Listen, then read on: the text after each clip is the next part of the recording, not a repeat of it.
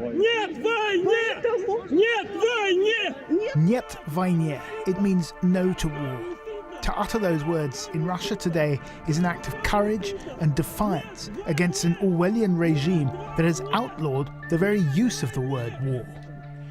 Protests continued over the weekend in Moscow, St. Petersburg, and more than 50 other cities across the country. Nikita went to yesterday's demonstration near the Kremlin. He'd hardly been there 5 minutes, he told me, before police arrested him. I arrived and somehow managed to get through the cordon that had been put up around the square, and I realised there were far more police officers than protesters. And as soon as people arrived, the police detained them and put them in the police vans. It's difficult to say exactly how widespread these protests are. Most independent media has been shut down, and the police are skillful at making sure large crowds don't get a chance to congregate. But an independent monitoring organisation says there have been more than 13,000 arrests in the past 12 days, with a record 3,000 yesterday in Moscow alone. And the authorities seem to be trying to do everything to discourage further protests. What we see now is increased violence by the police. For example, yesterday, some women were tortured in police stations in Moscow. I mean, really tortured. And the policeman, there is audio files of that, so there are just like real proof of that. We've listened to two of these recordings. On one, you can hear what sounds like someone being beaten. On another, a police officer can be heard threatening violence. We haven't been able to independently verify these recordings, but they have been published by Novaya Gazeta, one of the few remaining independent media organizations whose editor won the Nobel Peace Prize last year. Last time people came out onto the streets in Russia in large numbers was 10 years ago, when Vladimir Putin returned to the presidency after a short stint as prime minister. Those protests were mercilessly quashed. Things are even tougher now. It's very unlikely that street protests are going to persuade Vladimir Putin to change course, let alone somehow remove him from the Kremlin, at least at the moment. So how might change come about in Russia?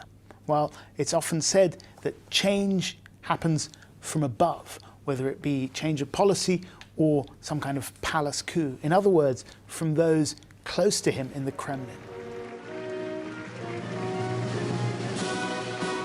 It's sometimes helpful to think of Putin not as an individual, but as an institution, the instrument through which power is exercised in Russia and through which wealth is accumulated. Putin's power rests on a three-legged stool. One leg is the so-called siloviki, literally the strongmen, the people in the security apparatus, the FSB, the military, people like Defense Minister Sergei Shoigu and Valery Gerasimov, the head of the armed forces. The second leg is the technocrats, the career politicians who make the system work, people like Foreign Minister Sergei Lavrov or the Prime Minister Mikhail Mishustin. Leg number 3 is the oligarchs, the money men. Some of them are familiar faces like Roman Abramovich or Oleg Deripaska.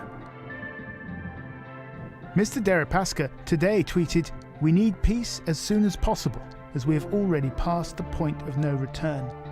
He joined a growing group of Kremlin-connected businessmen who've had sanctions imposed on them and have expressed opposition to the war, albeit mildly. But what of the other two legs of the stool? One independent Russian journalist, currently outside of Russia, spoke to a high-level insider, a technocrat. He described the situation in, well, unbroadcastable language. This word in Russia sounds like... Right. Yeah. Yes. I mean, yeah. You translated it as clusterfuck. Yeah. But it's ruder than that. Putin has become increasingly inaccessible. Apart from perhaps a handful of his closest allies in the Siloviki, most in his so-called inner circle seemed to have no idea what he was planning before he launched his full-scale invasion. They were as shocked as other people, and that's the weirdest thing. They don't feel responsible. They are just, they feel themselves like regular people who can regular people in Russia who cannot affect the situation. This is the moment when we are in a real black box. I mean, when we're talking about Russia. Behind the walls of the Kremlin, Vladimir Putin has kept everyone guessing. He's a leader increasingly isolated, not just from the rest of the world, but from those around him too.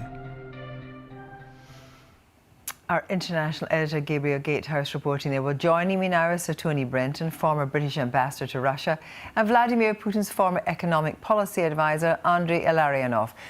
Good evening to both of you. If I can begin with you, Andrei Illarionov. You worked very closely with Vladimir Putin. You were his personal representative of the G8, but you signed an anti-Putin manifesto in 2010. In 2010, could you have envisaged Vladimir Putin engaging in such action with the slaughter of civilians and who are fellow Slavs? Since year 2012, good evening. Since year 2012, I keep saying that the goal of Mr. Putin is capture of Ukraine, establishing full control of Ukraine. And it is not some kind of fantasy or invention. You can find that text in the article Mr. Putin has written and published in year 2012, in January, in the independent newspaper Независимая газета in Russia, where he proclaimed his goal. Since then, over the last 10 years, he had many opportunities to confirm that his goal to establish full control over Ukraine. And as we learned over the last 3 months, he expanded his appetites. Now he is going to establish control, sphere of influence over half of Europe. Please read carefully what he has produced in the so-called ultimatum to the United States and NATO in December last year, in January and February this year. He said that he needs 1997 division line in Europe with so-called demilitarization and denatoization of Poland, Baltic countries, Bulgaria, Romania. So establishing, returning to the situation that NATO had before 1997. So the plans and goals of Mr. Putin are very clear. But he never hid it. But as Gabriel Gatehouse said, you know, it might be someone close in the Kremlin who could do something about this. How likely is it that somebody could pull him back, or are the whole inner circle signed up? So the only way that can stop Mr. Putin already not sanctions, not statements, not some kind of accusation of him. This is a hardware policy. This is a war. This is a war, once again, not only against Ukraine. This is European war. Yeah. Hardware attack can be stopped by hardware response. It means that military response. Everybody should understand it very clearly. This aggression can be stopped only by defense, by real defense on the part of Europe, of NATO, of the United States. It's common response. Otherwise, this war cannot be stopped. Thank you very much for that. Tony Brenton, first of all, a reaction to that, Vladimir Putin has no intention of stopping at Ukraine. He wants the Soviet Union back again. So first, I should say Andrei is an old friend, and it's good to find myself on the same program as him. No, I think that's an exaggeration.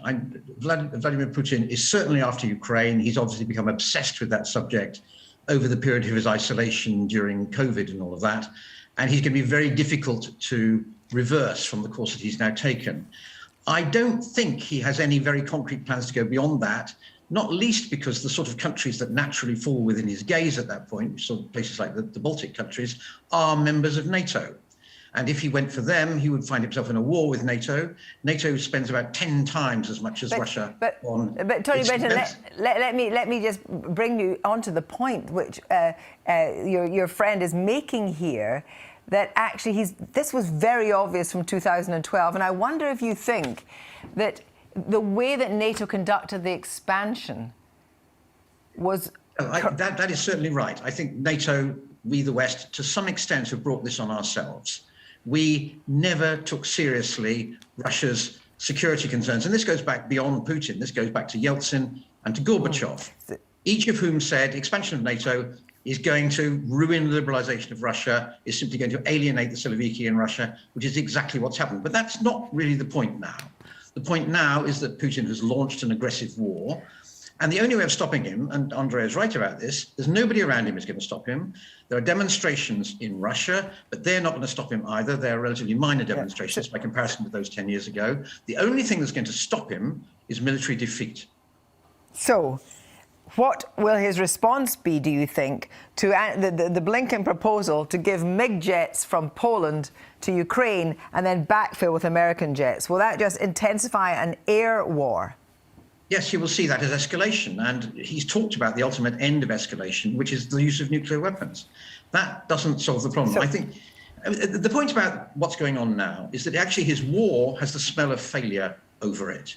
We, the West, should be doing everything we can to turn it into a failure and to add to the pressure on him to back off. And there's an encouraging sign today that may be beginning to happen. The conditions for peace set out by Peskov today in his phone conversation with Reuters are significantly less than the conditions for peace set out by Putin when all of this started. So I think things are beginning to edge, roughly speaking, in the right direction. So, Andrei Illarionov, can you see, albeit it may be in Putin's brain temporary, can you see that actually Vladimir Putin needs to get something out of that? I'm afraid that is the realpolitik.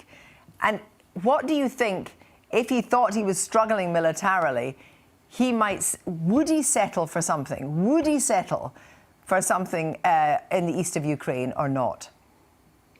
What I would agree with my friend Anthony is that what can stop Mr. Putin is military defeat. And that is why the West now should do everything possible to guarantee that Mr. Putin would get a military defeat in Ukraine. For that purpose, the West can provide Lend-Lease arrangement for Ukraine right now, to establish no-fly zone right now, to provide actually military deployment of JEF, Joint Expeditionary Forces from NATO, and Britain is a part of JEF, Joint Expeditionary Forces, into Western Ukraine to secure military convoys in Western Ukraine and to secure humanitarian convoys. Can I just stop you there? Can I just stop there? Because what you said was incredibly interesting there. You actually think that we should establish a no-fly zone. Don't you have the fear that other people have that actually an enraged Putin might unleash a nuclear attack? No, it's a mistake. Just we have 3 cases when the NATO as organization or United States or even a single country of NATO did something similar, and the response of Putin was no. In year 2008, during Russian attack on Georgia, George W. Bush sent Navy into the Black Sea, U.S. Navy, and sent a U.S. Air Force into Romania and Turkey. 12 hours after that, attack on Georgia was stopped. In year 2015, Turkey shot down a Russian bomber over in the Turkish sky. Just for violation Turkish territorial integrity. As a result, Putin did nothing. And after that, none of Russian bombers violated Turkish airspace. So, Tony Brenton, do you agree with that? That might stop him? In 2018, the United States... I'm afraid I don't agree with that. The responsibility of the British government, to pick a particularly local example, is to look after the British people, worried as we are about the conditions in Ukraine. And creating the danger of a nuclear confrontation with Russia is obviously a very dangerous route to take. Putin can be defeated without imposing a no-fly zone. Most of the action isn't taking place in the air anyway in Ukraine. And even if Putin wins this round of the war, he has then landed with the unachievable job of controlling a vast country, the second largest country in Europe, 43 million people deeply opposed to him. He will lose either in the war or in trying to maintain control afterwards.